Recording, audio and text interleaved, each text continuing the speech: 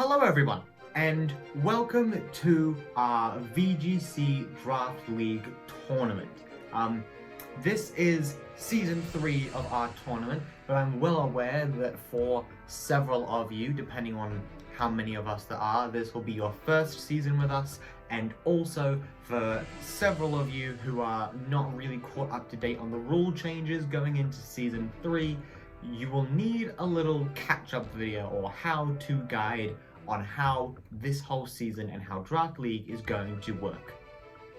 I am going to go into this video with the understanding that you know practically nothing about Draft League. I will try and make this video not too long so that if you've been with us since Season 1, it's not too much that you haven't heard before, but I just want to cover every basis. What you can see right now is the main lobby server of which we will all be in. As you can see on the side, there is myself and NHA37, who will be your two hosts this season.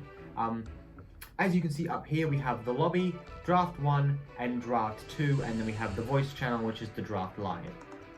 There will be two drafts which happen simultaneously, meaning at the same time, occurring alongside each other. Both drafts will have either 10 or 12 players in them.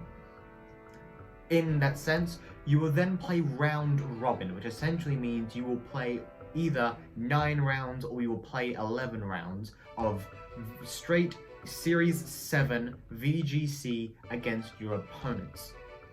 After that, we will go into a double elimination, like already set weighted top 8 bracket. The finals overall runs for a total of 5 weeks, meaning that if we have 12 players in each lobby, we have 16 weeks of gameplay here, which is around about, almost on the dot, 4 months. Kind of perfect. In that double elimination, the top 4 were placed in the winners bracket and the bottom 4 were placed in the losers bracket. From there, they will go through a standard tournament style finals, like matchups, to see who is the overall crowned winner. That's a little bit different than we've done finals in the past. That's how we're doing it this time. The drafts will be weighted. Draft 1, even if there's 10 or 12 people, is already decided. There are already the set 10 or 12 people who will be attending in Draft 1 decided. Draft 2 is for all the newcomers and for all the returning players. As I said, the drafts are weighted based upon skill. The skill is more or less just like using statistics, and it takes into account win-loss ratios, it takes into account how many times you've won 2-0 and 2-1 and lost with those same situations, and also takes into account the best we could how much of an impact your actual draft had on you. Like, if someone did reasonably well with a really bad draft, it boosts you up in like the rankings very, very, very slightly. In complete honesty, like, because I use Excel formulas and it's like multiplied by a very small number. The thing which matters the most is win-loss ratios. So, for those of you who are joining us this season, you have the easier route through it. You get to play more or less for fun and less for the competitive aspect of it. Of course, there is the competitive aspect. Throughout Draft 2, there's definitely going to be like the serious fight for who can win, especially if we run to 10 players. Draft 2 is going to be full of some absolute killers, like some people who are like top tier threats, who just got unlucky in other seasons, who you will not have a lack of like opponent talent coming into this. You will not have in Draft 2, say there are 10 people, 9 free weeks of round robin and then just cruise straight through finals. There is no point in that. As you can see up here, the server we are in looks very similar to, and I'm going to jump over into our Season 2 Draft 1 server. Looks very similar to the current servers. Obviously there's a lot less people over here on the side, but all this is more or less split up over here, you have in the lobby is the thing that everyone can see. So you can see your general chat, which is where you get to talk, and me and AHA have been talking a bit. Whoops. There's your replays tab, because several people in the draft record their games being played, myself included, and we like to post these to YouTube and post them in the replays tab for everyone to watch. This season especially, I think the replays are going to be really cool, given that like the draft 1 and 2 are now together. As you can see over the side here, this blue lobby is draft 1 and the red lobby is draft 2. I've put them together this season. I think it makes a lot more sense that everyone's like together as one big happy family. And you get to watch the replays of the other draft. Like you get to see like, oh man, this guy's going undefeated in draft 1, or he's going like undefeated in draft 2. I get to watch his matches. That's really cool. The all drafts tiers where your drafts will show up, the tiers where the tiers are, how-to videos, what I'm recording right now, this will be here. As you can see, you then have draft 1 and draft 2, which are private channels. You cannot see these unless I allow you to look at them. Draft 1 will only be able to see draft 1, and draft 2 will only be able to see draft 2. The spectator tab, as you can see down here, we're able to see them all, but not talk in any of them, apart from the general chats. This here is more or less where the personal things happen. You have the roster of the draft you're in, the current standings, the weekly draftings tab. I'll jump over here and show you what it looks like. The weekly draftings tab is showing you the mons you have in your draft and how many times you brought them. So it's more or less that like as you get later into the season, you can see what your opponent brings most often and what you should be like expecting. We also have the weekly kills tab. At the end of every week, I'll go over this more at the end of the video. At the end of every week, I will need you to send to either myself or NHA what you brought in the week and who took how many kills, so that we have a little sub competition running of who has the most kills. Those sub competitions will take place within the draft themselves, but there will also be an overall crowned victor of who could take the most kills out of absolutely everyone. The time zone link tab is something that I will build. It just helps you plan your matches, and the master key is not something you need to be worrying about. But I'm 8 minutes into this, and I have refused to talk about what actually is the Draft League. Well, Draft League is this, and you're thinking, well, it doesn't really look like much. Draft League says that you can create a team of 12 Pokemon. Now, as you all know, VGC you only get to bring 6 to team preview, and then only bring 4 to a match. The thing also is that you can, in any standard match of VGC, bring any 6 of all these guys, and more. Like, you can choose if you wanted to, but honestly, I'm not sure why you would choose any of the 6 outside the 391, which are listed there. It's not 391 because there's 4 which aren't technically correct, so it's 387 mons which are up for grabs. That goes away in Draft League. You don't get access to all of them. On one day, we will all decide on 12 different Pokemon which are our draft. And every week we can only bring 6 of those 12 to the match, so forth. It's more or less just restricting what you can build down to 12. As you can see, I have myself listed in here as like, this is what like the format will look like, but it will also carry across and will go down and up in the drafting order. What I mean by this will all happen live. So I'm going to copy and paste myself in 4 times, and just names that I can remember off the top of my head if I can take myself out of caps lock. Let me just put in Kigachu, let me just put in JRO, and let me just put in Crimp. So say we had a draft with just us 4. One, I'd want to die because these guys are all like the super threats. But it would, and we are in this drafting order. Now, drafting order will be decided once I know like all the new people who are joining us. I can't make an order without all like the names of the people. But say this is our order. I would draft first, and then Pikachu, and then Gyro, and then Full Crimp. And then Full Crimp would draft again, and then Gyro, and then Pikachu, and then myself.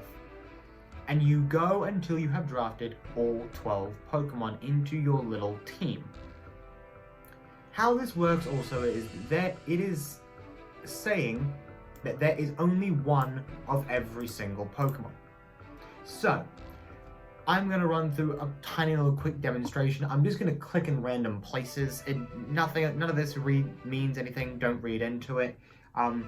Let's say first I go and I say, I'm first, I want Incineroar as my A tier pick. Pikachu then says, I want Politoed. He's building a rain team or something similar. Gyro wants Terrakion, and then Full Crimp wants Regieleki. We go in. I can now no longer take any of these guys, and neither can anyone else. No one else can have them. You have them, no one else gets them. You then, as you can see, take 2 A tiers, 2 B tiers, 2 C tiers, and 2 D tiers. Great stuff. Now, as you can see, there's also 4 free slots. Now give me a second because I figured this out. I just need to copy and paste it into the video. Okay, we are back. I apologize for the font size. It's just, I know it would be a little bit hard to see, but your 4 free slots can be any of these combinations. You can take 2 more A tiers, so you can have a total of 4 of the A tiers, which as you can see are the best of the best options to take. You can have 1 more of each, allowing you 3 of every tier. You can have 2 more B tiers and 2 more C tiers, allowing you to have 4 B tiers, 4 C tiers, 2 A tiers, and 2 D tiers.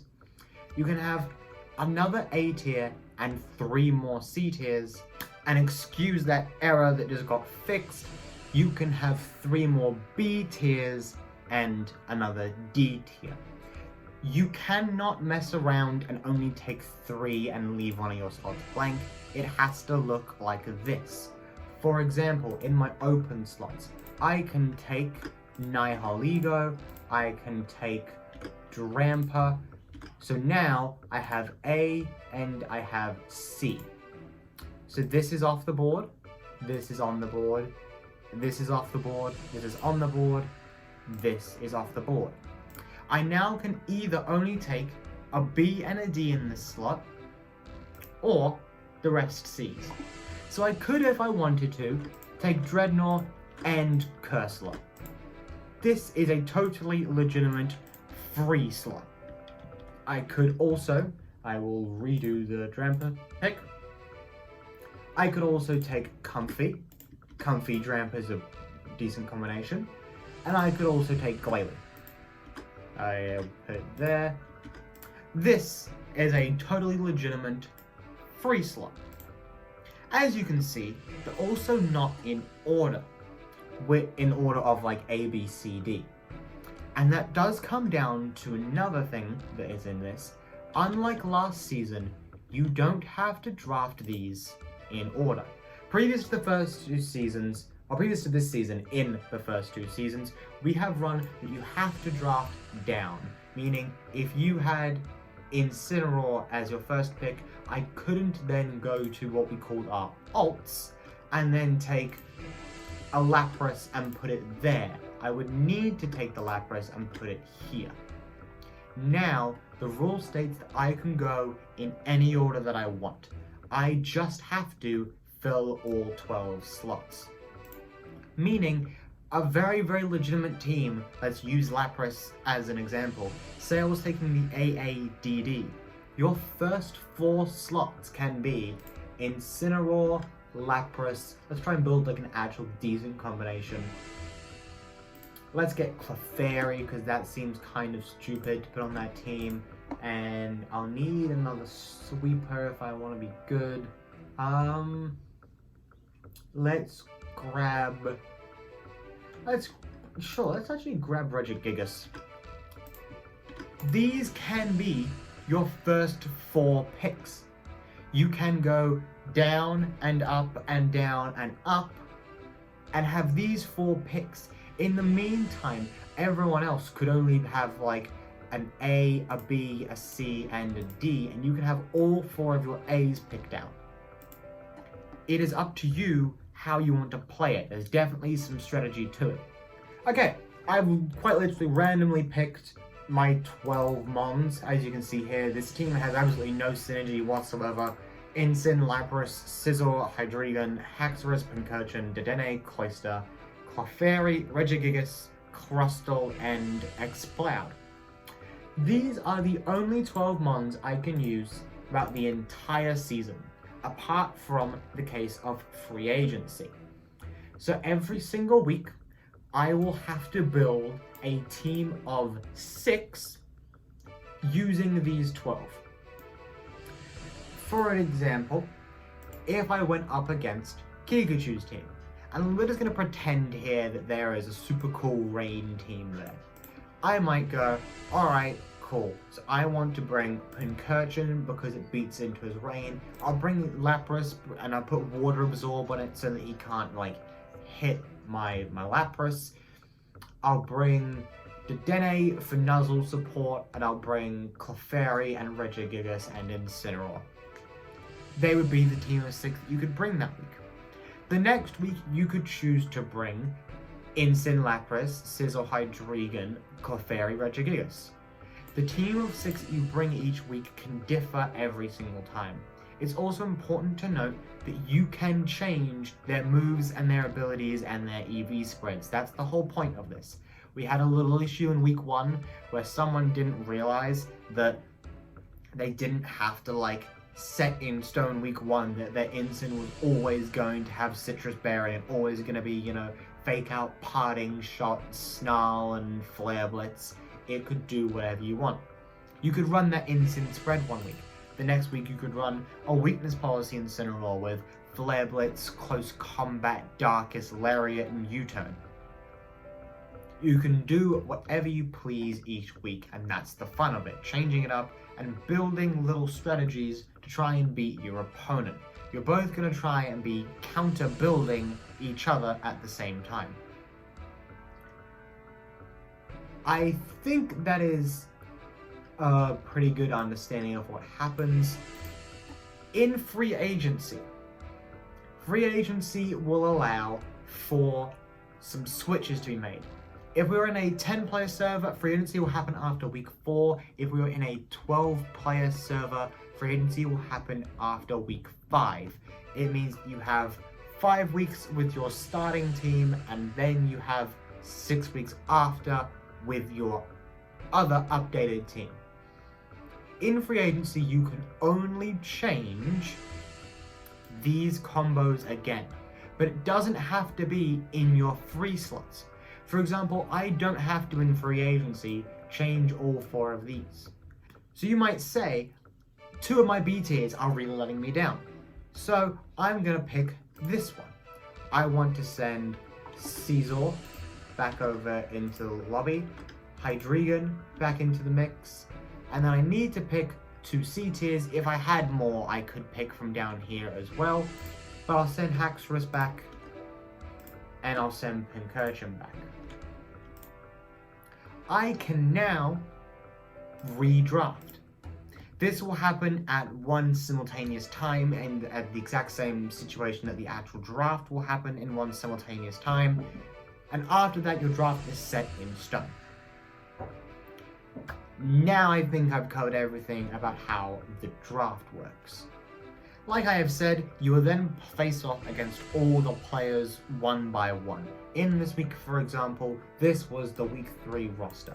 Everyone here played against their opponent and then sent through the details to, in this draft, NHA, and in draft 2 to myself.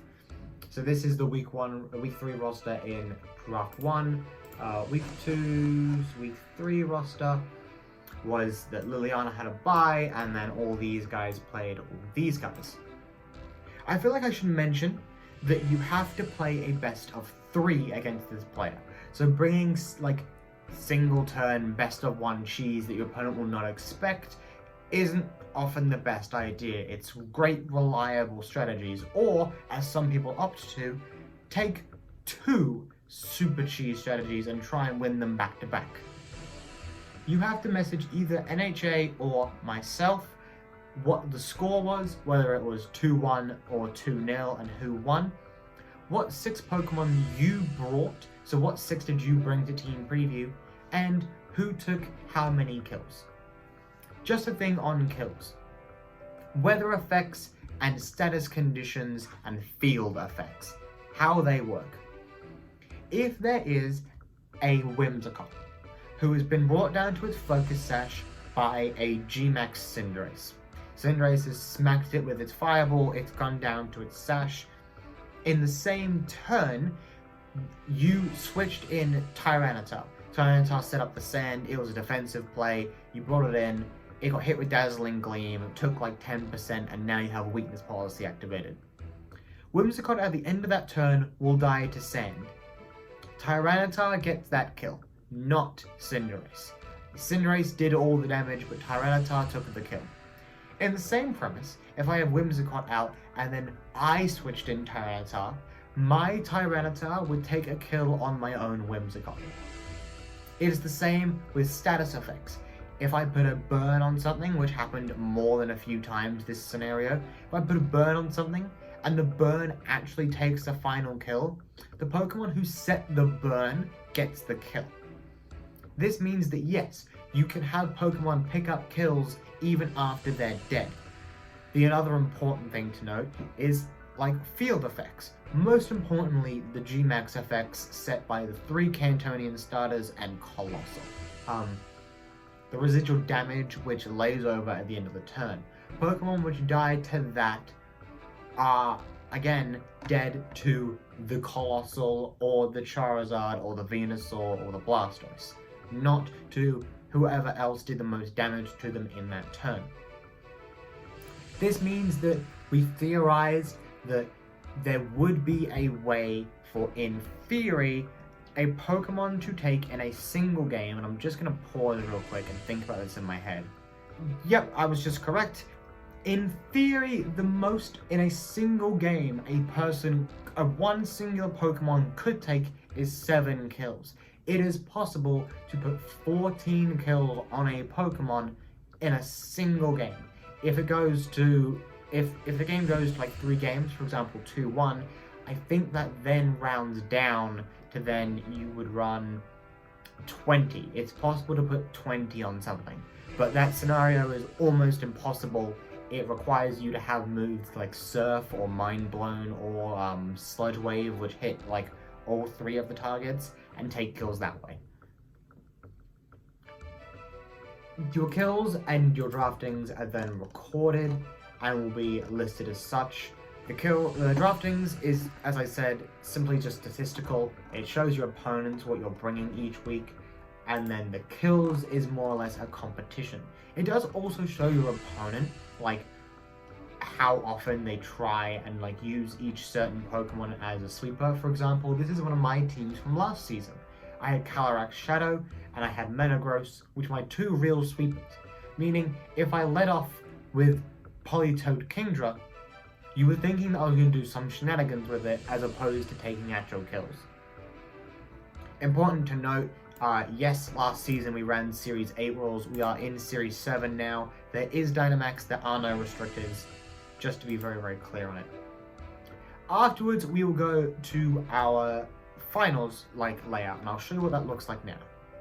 So, finals will be held through challenge.com, and it will be done like this. This is just an example. As you can see, it takes place across 5 weeks. You might be thinking, Adam, what do you mean there's only 4 brackets here? But I'll show you. This is all completely theoretical of numbers and people. I took people based upon, I think I put them based off time zone or something like that.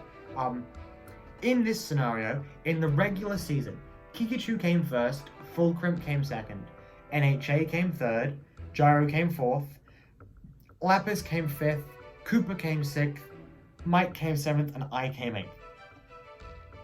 These games will then be played out in rematches. You will play these players again, best of 3. And it will move on basic double elim style. So the bottom 4, you only get to lose once. For example, I'm just going to put 2-0 as all these games here. Report scores. So this is what it looks like for me. Pikachu went 2-0. Submit scores. Alright, so just quickly off camera, because I didn't think it was worth you seeing it, I've set 2-0 for all these people. As you can see, Lapis lost, and he's not in the next round. Koopa lost, and he's not in the next round. Gyro lost, and now he's down here. And NHA lost, and now he's down here. This lineup here is week 2. So yes, going into finals, say that we have 12 players in both lobbies, there'll be 24 in total, top 8, 16, meaning that 8 of you don't go into finals. Your run ends after the round robin is played. You still get to participate and watch on. You can even help out. It's very, very common that little duos or teams of 3 will form, or people who help each other build and prepare and try and both elevate each other. But after that, as you can see, there was only 4 matches played this week, and there'll only be 3 matches played in week 2. I'm quickly just going to put in all these matches as 2-0, and there we go. As you can see, again, myself and Mike are now completely out of the running. But this week, in week 3 this is, only 1 match will happen. Because a full Crimp lost in the semi-finals of the winners, he goes straight to week 4's match. He gets a bye in week 3. And Pikachu doesn't have a player to play. So week 3's match will just be these 2 players. Say it runs 2-0 again. This is completely the odds that you get all these 2-0s is almost impossible, by the way. Week 4, you would run full Crimp versus NHA, 2-0. And week 5, you would have your finals. As you can see, it says loser of 10 if necessary, because in this situation, let's just say I'm going to change it up, that full Crimp wins 2-0. They then have to play again. But this isn't in week 6, it will just be in the same week. It essentially says that they'll play 2 loads of best of 3s. It isn't a best of 5. No, what is it? The best of 7? Yeah, it isn't a best of 7. It's 2 loads of best of 3. If full Crimp goes 2-0, the game, round 1 is over, that is recorded. Then, afterwards, we'll say that I'll put the Pikachu one just because he was on top before. And it's all over, and it should show me standings that this is how it went. In first place overall, you had Pikachu, Crimp, NHA, Gyro, Mike, myself, Koopa, and then Lapis. Great times. As you can see here, it does rally together a tied 5th and a tied 7th. Mike and myself, Koopa and Lapis, let's have a look at this. Because none of those people ever played, I could also once, yeah, I could very easily as well, I think I might have in the week 2 of finals, have Lapis and Koopa, the 2 who just lost, also play each other for not bottom of the barrel, but for 7th and 8th place in finals, and then have these 2 people who are both eliminated in the losers round 2 play themselves off again for 5th and 6th, just to have a definitive line. I think that is all. That explains pretty much how it works. Just in case there is any problems, I have listed a video of Wolf Glick doing his explaining how his draft league worked. It's slightly different to ours, so please don't get it super confused. The differences are very, very small, however. It's that they ran 8 weeks and went straight to finals. We'll run all the weeks and go into finals. And also, they only got 3 slots. We get all 4. I will also list for you one of my videos, one of my replays, so you can understand how everything worked. I think that is all. I wish everyone the best of luck this season. I look forward to meeting you all. I also look forward to you guys all getting to meet each other. I have had the pleasure of getting to know everyone over in this draft over here, as well as the people from Season 1 in Draft 1, and it'll be great for you guys to get all finally meet each other. I hope this runs super smoothly, I hope this runs super well. If there are any questions, feel free to leave a comment at the bottom of the video, and I will answer them as soon as the comment is left. I have YouTube notifications on that way. 35 minutes, not too bad. It's a little bit longer than the other how-to video, but that is that.